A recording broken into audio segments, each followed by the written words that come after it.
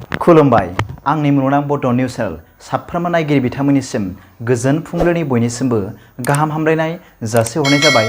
आसा खालामो नोंथांमोनहा गासै मोजाङै दं। बे समाव आं नोंथांमोननि सिगाङाव फुंबिलिनि मोननैसो खौरां लाना फैलायबाय। अन्नानै भिडिअखौ स्किप खालामाजासे जोबजासिम नायलांदो। दिनैनि फुंबिलिनि मोननैसो खौरांफोरा जाबाय। गिबि रादाबाव दं। दिनै 3 आरो 4 फेब्रुवारियाव आसाम दावबायफैनो गोनां गाहाय मन्थ्रि नरेन्द्र मदिआ गुवाहाटीआव 11,599 कौटि रांनिबो बांसिन रांनि गोबां मावथांखिफोरखौ बेखेवनो आरो अन्थाइ खाम्फा गायसननो थाखाय साखाफारा। गोथार दावबायग्रा थावनिफोराव दावबायग्रा सुबुंफोरनो मुलुगनां थाखोनि सुबिदाफोर होनो थाखाय पीएम मदिआ मा कामाख्या दिबा परियोजना नि अन्थाइ खाम्फाबो गायसनगोन, जायखौ सा-सानजा ओनसोलनि थाखाय गाहाय मन्थ्रिनि जौगाखां हाबाफारि एबा पीएम डिभाइन बिथांखिनि सिङाव गनायथि होनाय जादों। गाहाय मन्थ्रिनि फैनायनि उनाव बिथाङा गुवाहाटीनि अटल बिहारी वाजपेयी भवनाव बीजेपीनि खर' मेलेमावबो बाहागो लागोन। रायखांनो गोनांदि आसामनि गिबि मन्थ्रिया मोनसे खौरां मेलाव मुंख'दोंमोन दि नोगोराव पीएम मदिनि हाबाफारियाव 5,000 लाखपति बायदेवफोरखौ हांख्रायहरनाय जागोन होनना खौरां मोन्दों। नैथि रादाबाव दं। फैबाय थानाय HSLC थाखो 10 आरो थाखो 12 नि जोबथा बर' आनजादखौ लानानै board of secondary education Assam एबा सेबा, Assam higher secondary education council एबा AHSEC नि मावख'गिरिफोर आरो आसुनि थान्दैफोरनि गेजेराव मैया सुक्रुबाराव गुवाहाटीआव सावरायलायनाय जायो। सावराय जथुमनि उनाव आसुआ बुंदोंमोन दि सेबाया एप्रिलाव बहाग बिहुनि सिगाङाव थाबैनो जानो गोनां हाइ स्कुल लिभिं सार्टिफिकेट एबा HSLC थाखो 10 नि जोबथा आनजादनि फिथायखौ फोसावगोन। सावराय मेलाव आसुआ मोनसे दिदोम आरो मोजाङै आब्रुथि गोनां खान्थिनि गेजेरजों आनजाद खुंनो खावलायो। रायखांनो गोनांदि फेब्रुवारियाव जानो गोनां HSLC आनजादाव सा 4,25,924 सो फरायसाफोरा जिरायगोन। बेनि अनगायैबो आनजादफोरा रायजोनि 913 आनजाद मिरुफोराव खुंजागोन।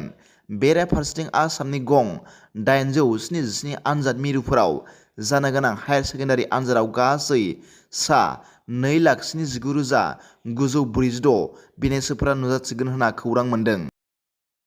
थामथि रादाबाव दं। चीनआ सासे जराखौ फासि होदों, जाय सानै गथ'फोरखौ मोनसे एपार्टमेन्ट बिल्डिंनि खिरखिनिफ्राय गाज्रि रोखोमै गारहरदोंमोन। जांगबो गथ'फोरनि बिफा आरो ये सेंसेनखौ सिगाङाव 2020 मायथाइयाव 2 बोसोरनि हिनजावसा आरो 1 बोसोरनि हौवासाखौ बुथारनायनि थाखाय दायनिगिरि हमनाय जादोंमोन। जांगआ येजों मोनसे सोमोन्दो जागायदोंमोन आरो उनाव गावनि बिसिखौ फाथैलाइ बिसिदोंमोन आरो गावनि गथ'फोरखौ बुथारनो फाव फान्दायनो जागायदोंमोन। चीननि गोजौसिन बिजिरसालिया बिसि-फिसायनि थांखिफोरखौ जोबोद गाज्रि बुंदोंमोन, जाय बिसोरनि अनागारि आदबफोरखौ दिन्थियो। बे जराखौ बुधबाराव खोला-सोनाब नोगोर चंकिंआव फासि होनाय जादोंमोन। बेयो रोखा नङा दि फासि होनायखौ माबोरै खालामनाय जादोंमोन, जुदिबो चीनआव थैनायनि साजाखौ बांसिन गिथावना इन्जेक्सन एबा फायारिं स्क्वाडजों खालामनाय जायो होनना खौरां मोन्दों। ब्रैथि रादाबाव दं। म्यानमारनि सिमा खाथियाव गुबुन हादोरारि दाउ आरो जुनार फालांगि खालामग्रा सानै हमजादों। मख'नो गोनांदि गुबुन हादोरारि दाउफोर आरो जिब-जुनारफोर जायनि बेसेना 10,000 कौटि रां, सम्फाइ जिल्लायाव 68.4 लाख रां जब्द खालामदों। म्यानमारनि सिमायाव मोनसे जथाय अपारेसनाव आसाम राइफल्सनि नायबिजिरनायाव मिज'राम हाग्रा बिफानआ बुधबाराव हमदों। बे फालांगि खालामनायनि दायआव आइजल आरो बानसनियानि बनलाल थलाना 20 बोसोर बैसोनि खोला मिज'रामनि शेरखाबर गामिनि 29 बोसोर बैसोनि सियाहाखौ सिखाव फालांगि खालामनायनि दायआव खानाय जादोंमोन।